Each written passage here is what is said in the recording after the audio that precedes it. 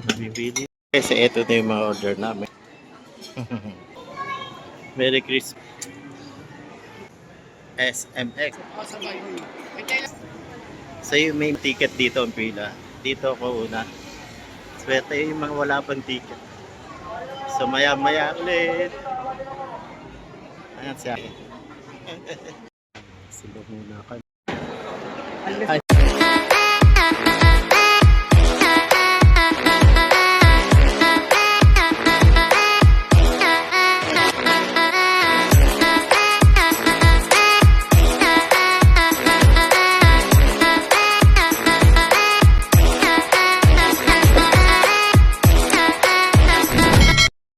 Tayo.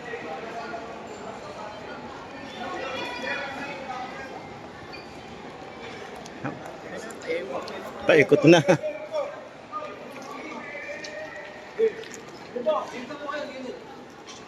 Gilid po, gilid po.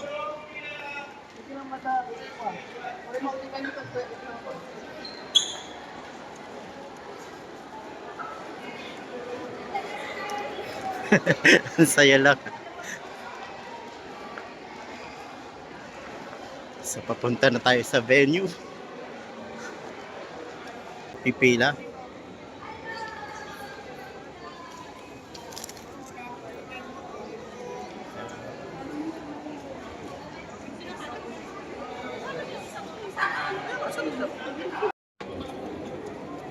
Bigayan na ng ticket.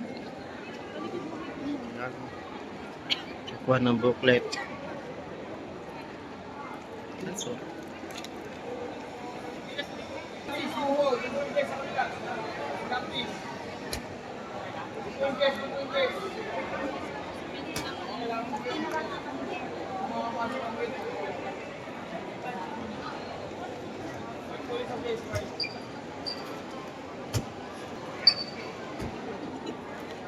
bibigay na yung booklet. Ay, thank you. Ito na yung booklet. Yay! Kuya, wala. Sige rin tayo. Booklet. Finally. Thank you po, Lord. Kabila po kayo mga bata.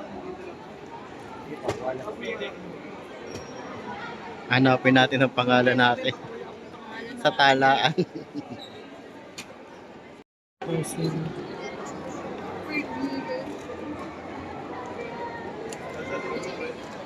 Guys, pasok na tayo. Oh, finally. So, 2 lines. Oh.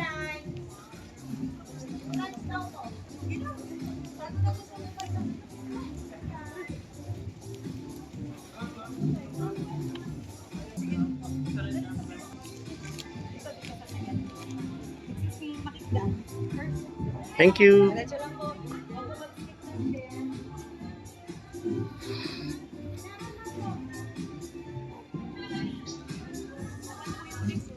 Thank you. Wow. Naiwan si ano doon.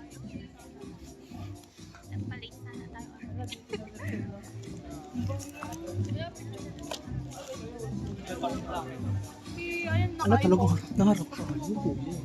Ayaw ba sa harap? Ayaw ba sa harap? Yes po.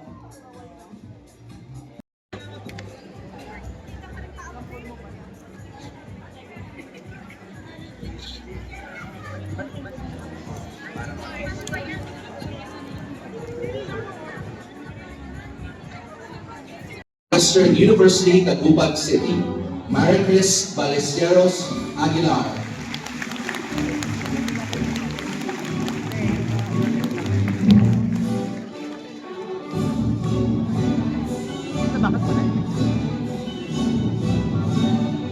Rank 9 with a rating of 92.20% from the Ateneo de Naga University, Eliza Turiano. Wow, Ateneo.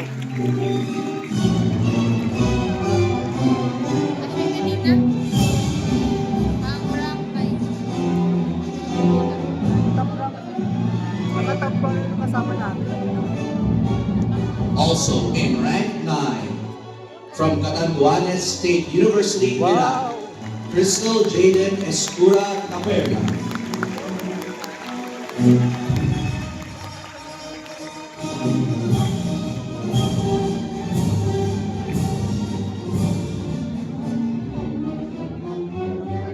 Also in rank 9 from the Ateneo de Naga University, John Vincent Magago Serrano. Wow!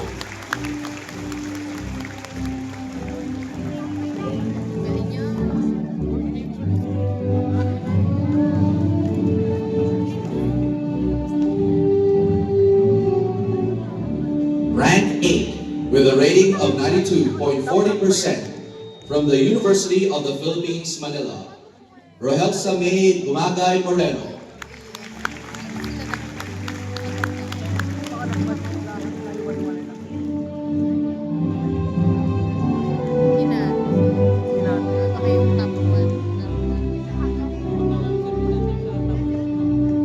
Also in rank 8 from Mariano Marcos State University in Bataan, Joan Claire Uri Carlos.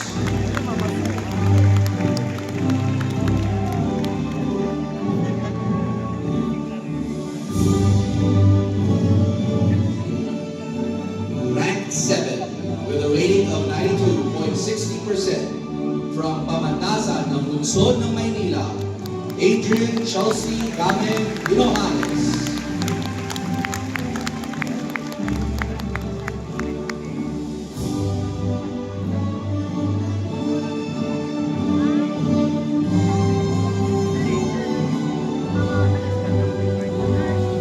And in rank 3 with a rating of 93.40% from the University of the Philippines, Manila, Charles Jasper Danglin.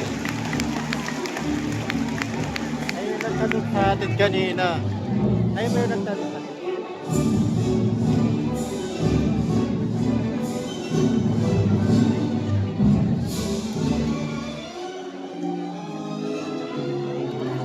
Introducing the esteemed Professional Regulatory Board of Nursing, Board Member, Honorable Zenaida C. Gagno. Board of Nursing.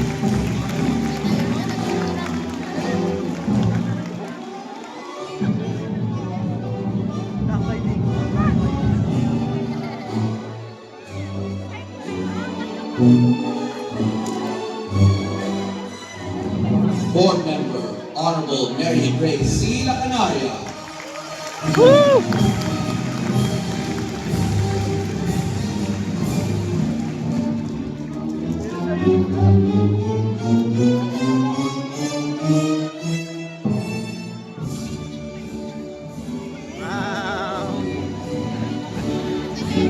Board Member, Honorable Mila Delia M. Llanes.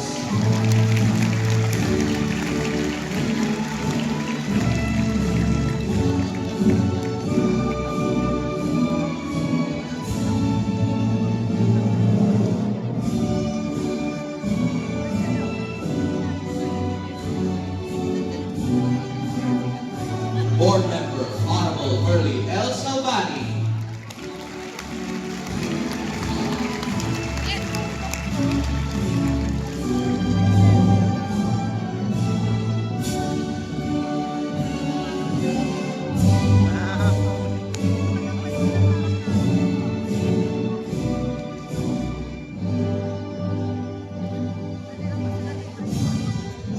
Board Member, Honorable Elsie A.T.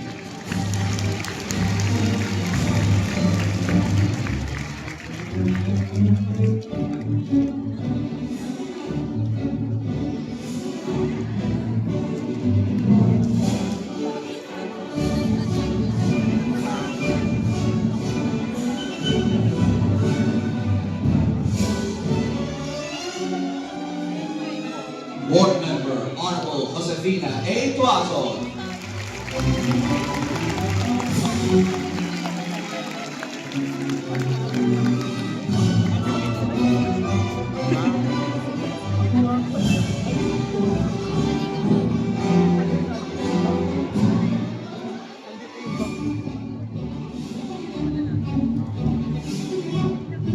board chairperson, Honorable Leia Primitiva and Spaki.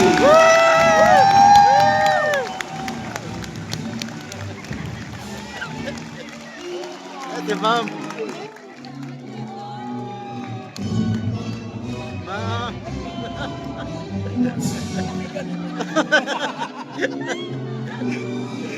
Ladies and gentlemen, our guest of honor and speaker this evening, the former Commissioner of the Professional Regulation Commission, Dr. Jose Y. Cueto Jr.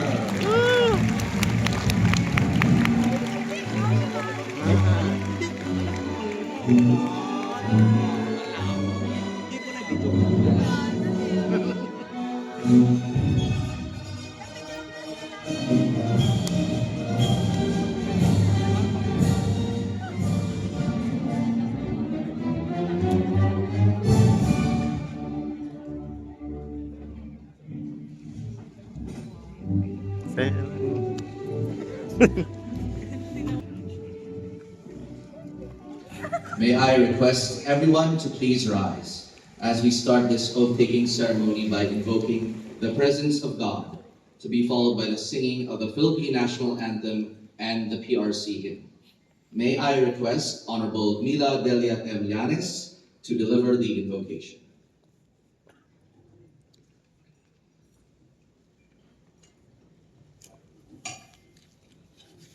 We implore the presence of our Almighty Father as we pray. In the name of the Father, and of the Son, and the Holy Spirit. Amen. Our gracious and ever-loving Father, you are our mighty healer and the source of our joy and commitment to serve others. We thank you as we gather today in your presence with our hearts full of gratitude. We glorify you for your unending grace and for bringing us all to this joyous celebration of the oath-taking ceremony of our new nurses. Father, today, these new nurses stand under threshold moments of their professional practice. We implore you to bless each one of them as they take their solemn vow to serve you through taking care of the health needs of others. Open their eyes that they may see humanity in every patient that they will encounter. Grant them the heart to serve not just with competence, but with compassion, commitment, integrity, professionalism, and kindness.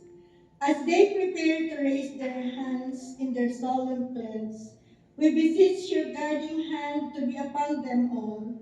Make them always remember today as they journey forward into their practice. May they uphold the promises that they take today as a fitting tribute to your grace.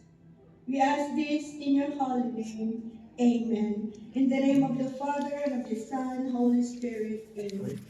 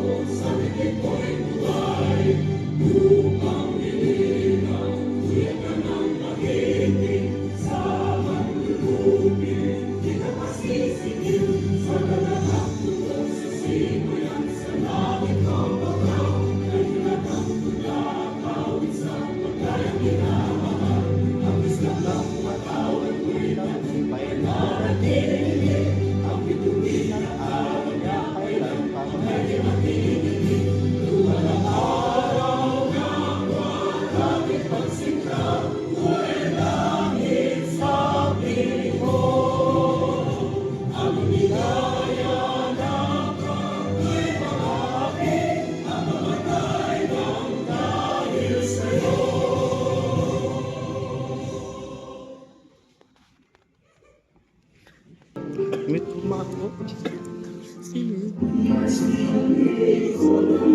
Ayan. Naghabi ka nga.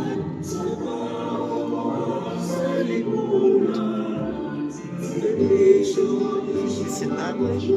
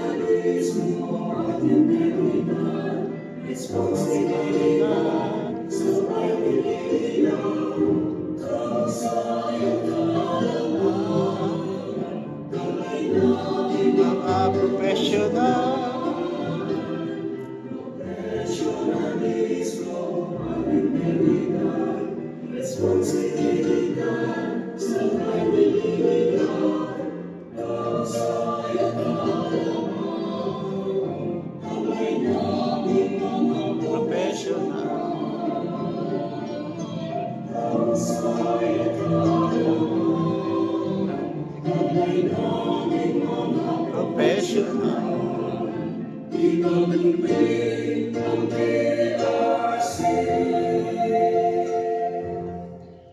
Thank you very much. You may now be seated. Tonight is a significant milestone for our oath takers as they formally acquire the privilege to practice their profession. This event is highlighted by the recitation of their oath of profession, a solemn vow to uphold the highest standards of ethics and service. May this moment serve as a lifelong reminder of their commitment to excellence and compassion. Education Commission and the Professional Regulatory Board of Nursing, I warmly welcome you all to the mass oath-taking ceremony for the new registered nurses. To officially open the program, may I invite one of the esteemed members of the board to deliver the opening remarks.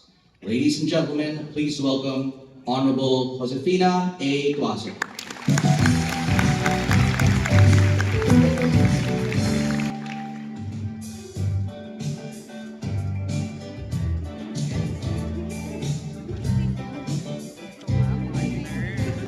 No? Wala naman kaming nakitang real big difference between the two groups. Hindi na naman namin hiniwalay. So as a member of the board, it is my honor to welcome you to this very important occasion. Importante ba to? Yes! Wow, Of course. Sinabi ko lang mag-energy kayo. Kasi registered nurse na kayo after your oath. And if you notice our theme, right? Anong theme natin? Upholding the oath. So you're having your oath, but don't forget the second. Embrace the call to serve. For yourself, for your family, for the country, and for the world. You can make a difference. Okay? Keep it in mind when you when you raise your right hand later, take it very seriously. Make it something, a commitment. Make it something that it's worth your while, whatever you've done in all these 4, maybe some 5 years, I don't know. Why did you go into nursing?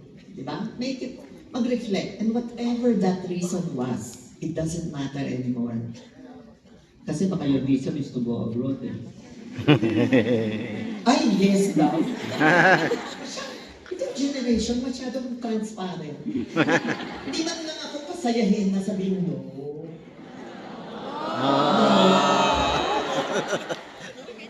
So we welcome you. Kahit na transparent kayong ganyan, I love that you're very honest with us. But please self-reflect. There must be a higher calling to this. You can do that with other professions. You can do that through other means. But you're taking up nursing, and you finish nursing, and you'll be a nurse. Bring honor to your profession. Bring honor to your school. Don't forget your school.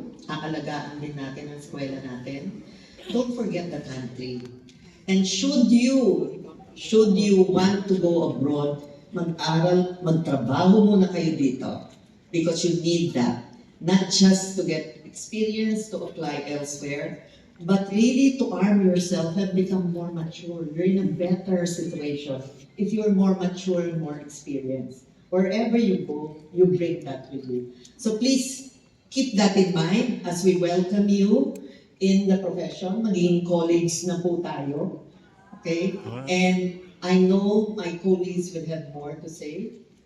Welcome to this very special event.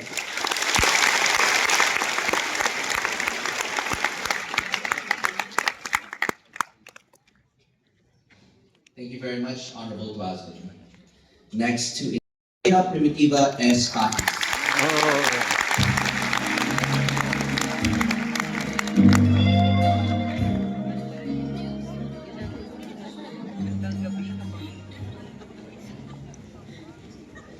We are blessed today to have our honorable guest and speaker. He studied at Chippy College of Medicine, batch 1977. He is fellow of the Philippine College of Surgeons and the Philippine Society of General Surgeons. He was a member of the faculty of the De La Salle University College of Medicine, chairman of the Department of Surgery sa school. Kasi sa school nyo kayo nag-aral, kaya kayo nakapasa sa board exams. Diba? Okay, raise your right hand and repeat after me. I state your name of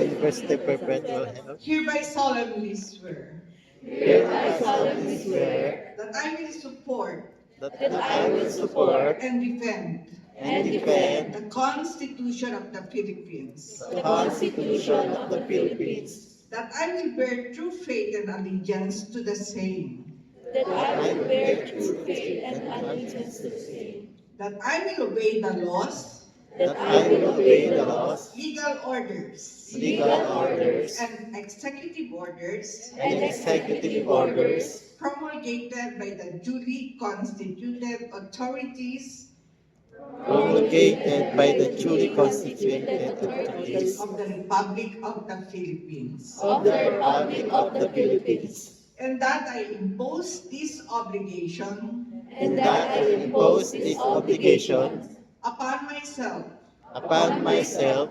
voluntarily, voluntarily, without mental reservation without mental reservation or purpose of evasion. or purpose of evasion.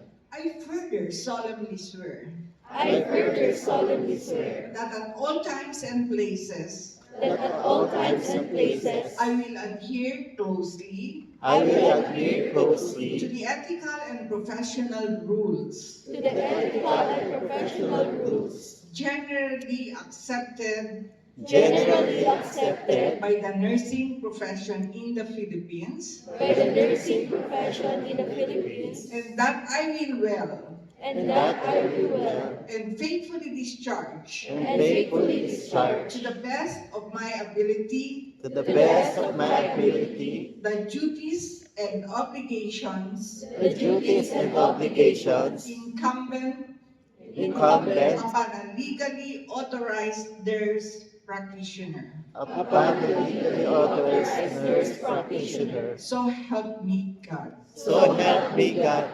Filipino nurses, registered nurses, congratulations!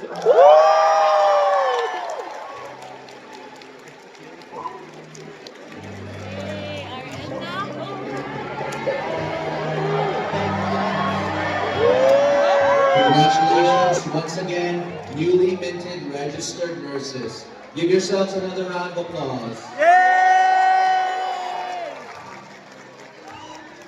You may now be seated at the presidential table to take center stage for the presentation of the certificates of recognition to the top 10 board placers. May we request the loved ones and family members of our board top-notchers to accompany them in receiving their medal and certificate.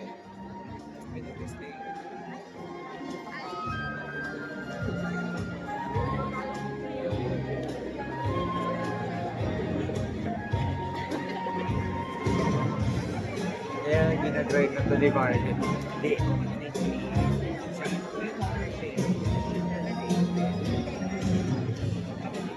Ladies and gentlemen, the successful examinees who garnered the 10 highest places in the November 2025 Nurses Licensure Examination. Rank 10 with a rating of 92% from the University of the Philippines, Manila, Nurse Phoebe Luis del Rosario Castillo.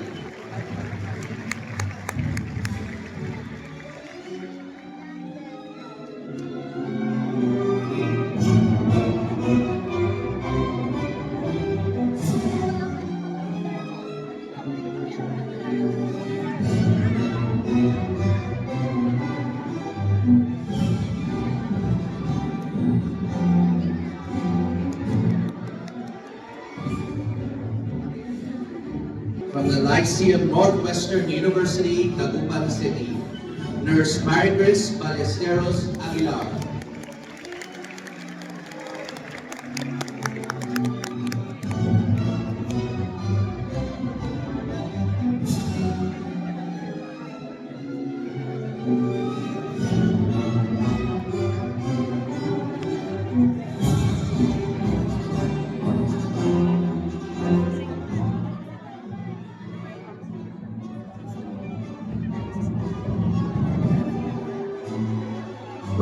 9 with a rating of 92.20% from the Ateneo de Naga University, Nurse Eliza Turiano.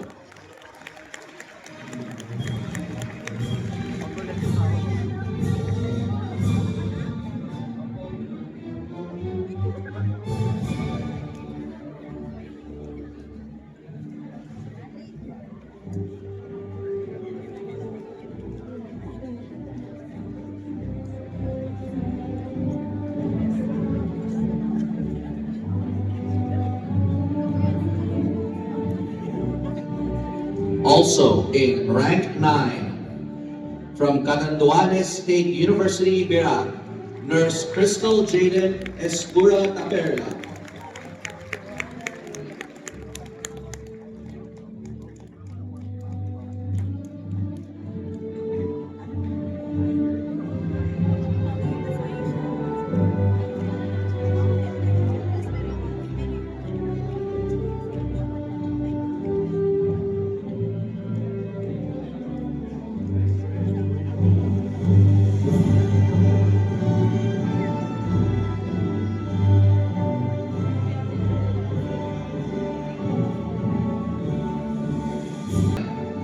From the Ateneo de Naga University, Nurse John Vincent Magalo Serrano.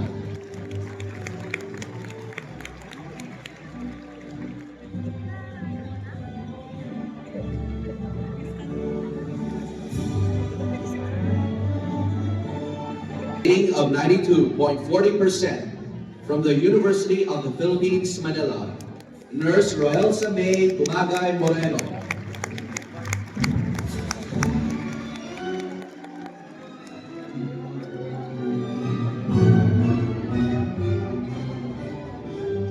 From Mariano Marcos State University in Batak, Nurse Joanne Claire Bully Carlos. Batak, taga Batak. Wow.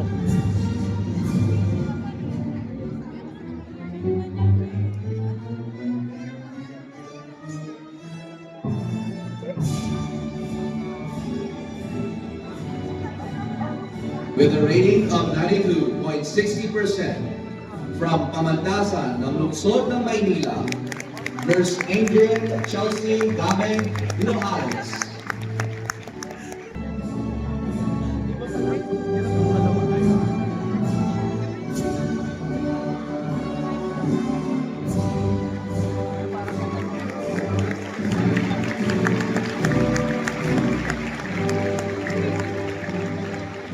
Rating of 93.40% from the University of the Philippines, Manila, Nurse Charles Jasper Hanlin.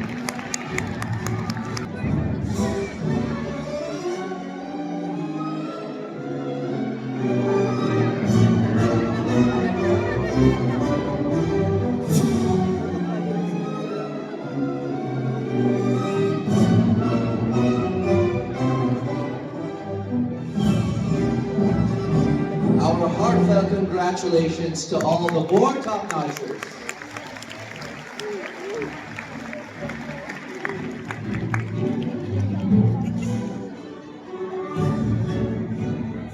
Ano papapicture ako?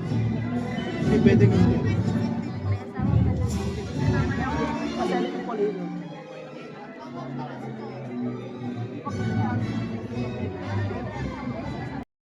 Honorable Jose Y. Cueto, our beloved Commissioner, which is him. Honorable members of the Board of Nursing, esteemed guests, wala nang nursing educators and administrators, to the proud parents and families, and of course, to the stars of the night, to our new registered nurses. Yes.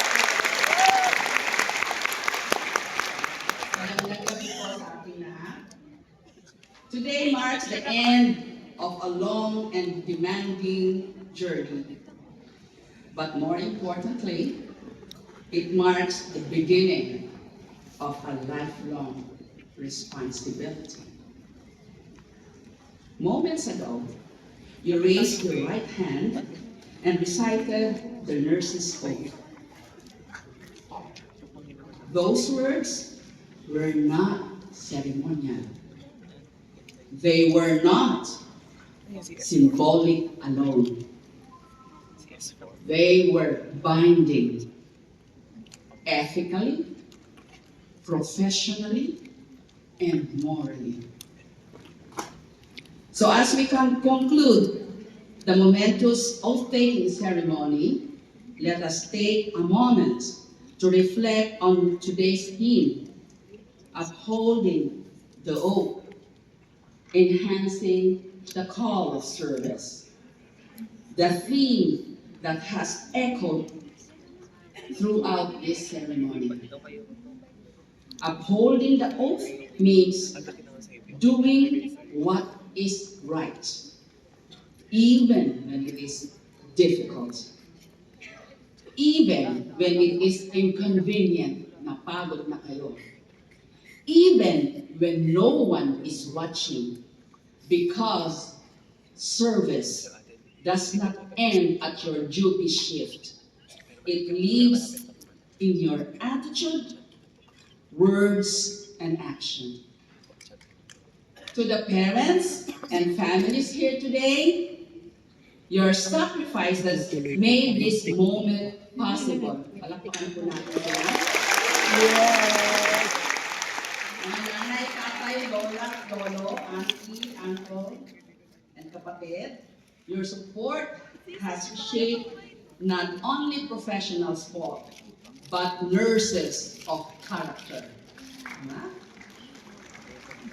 To the educators, even though they are not here, and mentors, we should thank them for molding competent, disciplined, and compassionate nurses. Kayo yan. To our newly registered nurses, keep in mind, carry your license with humility.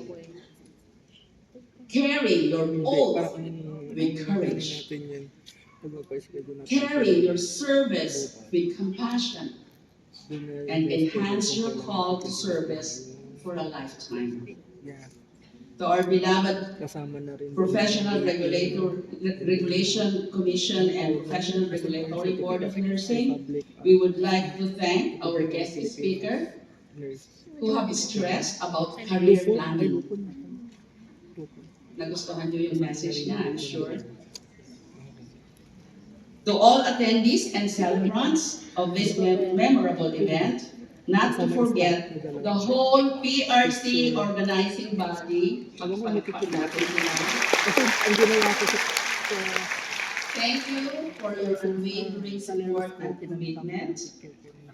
A jubilant day to each and everyone. Congratulations. Welcome to our new colleagues in the nursing profession. Enjoy your